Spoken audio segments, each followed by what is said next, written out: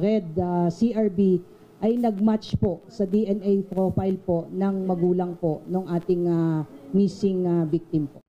Welcome back mga ka-viral. Latest update ulit tayo sa kaso ng nawawalang beauty queen at guro na si Catherine Camilon. Jeffrey Jepoy Magpantay, isa sa mga suspect at large pa rin magpasa hanggang ngayon ay may patong na sa ulo. Siya ay driver at bodyguard ng primary suspect na si Police Major Alan De Castro. Isang malaking reward o pabuya ang nag-aantay sa sinumang makapagturo kung nasaan sa ngayon si Magpantay. Inaantay ito ng mga netizens at mga taong nais malutas kaagad ang kaso ng pagkawala ng beauty contestant at teacher na si Catherine Camilon. Sa wakas ay mukhang mapapabilis na ang paghahanap ng hustisya sa nawawalang guro na si Catherine Camilon. Bagaman matagal nang pinangalanan ng pulisya ang tatlo pang mga suspect, hindi naglalabas ng anumang larawan ang ahensya ng pagkakakilanlan ng mga ito. Kaya naman nagtataka din ang marami kung bakit walang ginagawang hakbang ang pulisya upang mapabilis madakip ang mga suspect. Kung sila sana ay mahuli, magkakaroon ng pag-asang matukoy ang kinaroroonan ni Catherine Camilon. Mabuti na lamang at tumulong na sa kasong ito ang ating mahal na senador na si Idol Raffy Tulfo.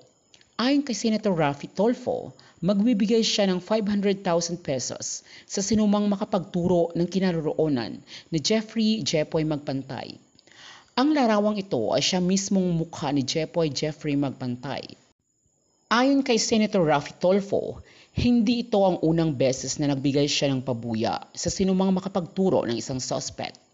At nung una niya itong ginawa ay naging successful umano.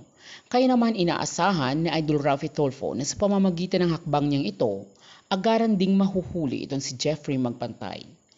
Maaaring ang mga kakilala din ng lalaking ito, maging ang mismong mga kamag-anak ay gagawa ng paraan para agad na maisuplong lalo na at mismo si Senator Raffy Tulfo pa ang magbibigay ng pera. Aasahan na mula sa araw na ito ay malapit na nating makikita ang suspect na ito at siguradong hindi niya itatanggi ang sinumang may pakana ng lahat. Inaasahan na ituturo din niya ang mastermind at kung nasaan si Catherine sa ngayon, buhay man ito o wala na. At malinawan ang mga netizens at marami nag-aabang sa kasong ito kung ano ang totoong dahilan ng pagkawala ng beauty queen teacher. Samantala, lumapit na rin ang pamilya ni Catherine Camilon sa programa ni Idol Raffy Tulfo, ang Raffy Tulfo in Action. Nangako naman ang butihing senador na tutulungan sila na mapabilis ang kaso at mahatulan na ang mga sangkot at mahanap na ang nawawalang beauty queen na mahigit 1 buwan nang missing. Ang nanay naman ng biktima na si Rose Camilon ay nangungulila pa rin sa anak.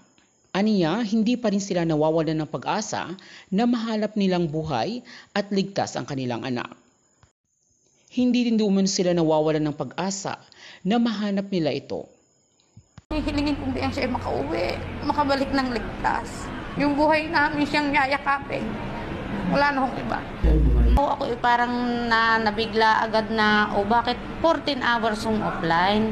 Hindi naman talaga niya ginagawa yung mag-offline ng ganyang katatagal . Tataasan 1 hour, 2 hours.